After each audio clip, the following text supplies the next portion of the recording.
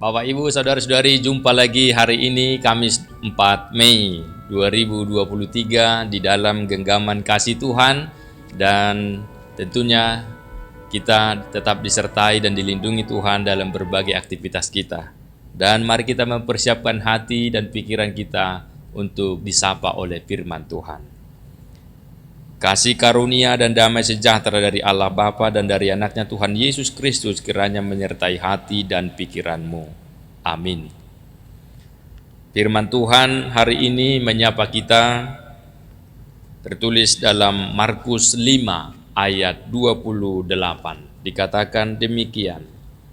Sebab katanya, asal ku jamah saja jubahnya, aku akan sembuh. Demikian firman Tuhan. Percaya walau belum melihat. Demikianlah kisah seorang perempuan yang sakit pendarahan dalam nats ini. Dia hanya mendengar bahwa Yesus menyembuhkan orang sakit. Beberapa hal yang bisa kita perhatikan dalam pribadi perempuan itu. Yang pertama, bahwa perempuan yang sakit pendarahan ini benar-benar memiliki iman ingin sembuh. Kemudian ia telah berobat ke beberapa tabib. Bahkan uangnya telah habis untuk berobat, namun tak kunjung sembuh. Dan dia berusaha. Dan ketika perempuan itu menyentuh jubah Yesus, seketika itu juga ia sembuh. Dan karena imannya, perempuan itu diselamatkan. Bukan karena fisik, tapi bukan hanya fisiknya yang sembuh, tetapi pengenalannya akan Yesus juga menjadi nyata. Saudara-saudari, bukan hal mudah bisa bertahan 12 tahun sakit pendarahan.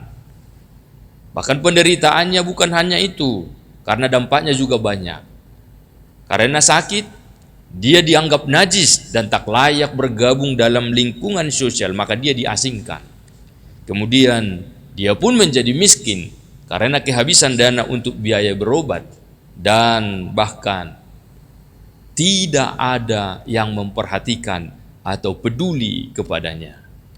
Dalam keadaan demikian, dia masih memiliki iman, dan itulah yang mendorong semangatnya bertemu Yesus. Atau paling tidak hanya menjamah jubahnya saja. Itu yang dia katakan, paling tidak hanya menjamah jubahnya saja. Dan lihat, dia benar-benar melakukannya dan menerima kesembuhan. Dari peristiwa ini kita mengerti bahwa pertama, Yesus adalah sumber pengharapan yang tidak pernah mengecewakan kita. Maka jangan pernah menyerah. Sekalipun engkau berada dalam situasi yang paling buruk, tetaplah berharap. Yang kedua, percaya bahwa Kristus penuh belas kasih dan akan memberi apa yang engkau butuhkan. Dan yang ketiga, pengharapan adalah kekuatan kita, power untuk bertahan sampai Tuhan memberi jawab atas pergumulanmu. Maka jangan berhenti berharap. Dan yang keempat, Tuhan sanggup memberi lebih dari apa yang engkau minta. Percayalah kepada Kristus. Amin. Ya Tuhan, mujizat-Mu sungguh nyata. Keajaiban itu banyak kami saksikan, kami lihat di dalam kehidupan kami. Dan tentunya itu akan membuat kami semakin memuliakan-Mu. Dan kami bersyukur sebab Tuhan berbelas kasih, menunjukkan kasih-Mu kepada kami dan juga kepada dunia ini. Maka biarlah iman kami tetap teguh, bahkan dalam kondisi apapun, biarlah kami selalu mengandalkan Tuhan.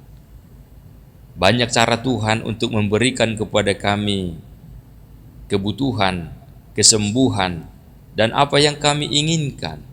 Dan Tuhan juga memberkati setiap kami dalam berbagai aktivitas kami. Oleh karena itu kami percaya bahwa Tuhan sungguh dekat bersama-sama dengan kami, bahkan memperhatikan setiap kehidupan kami.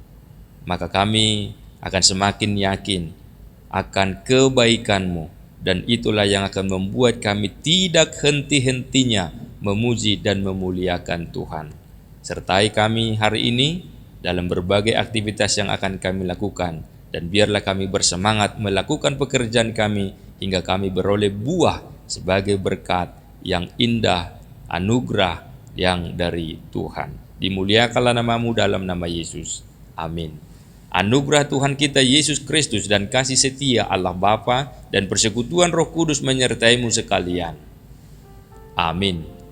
Selamat beraktivitas Bapak Ibu Saudara-saudari, tetap semangat dan percaya kepada Yesus. Shalom.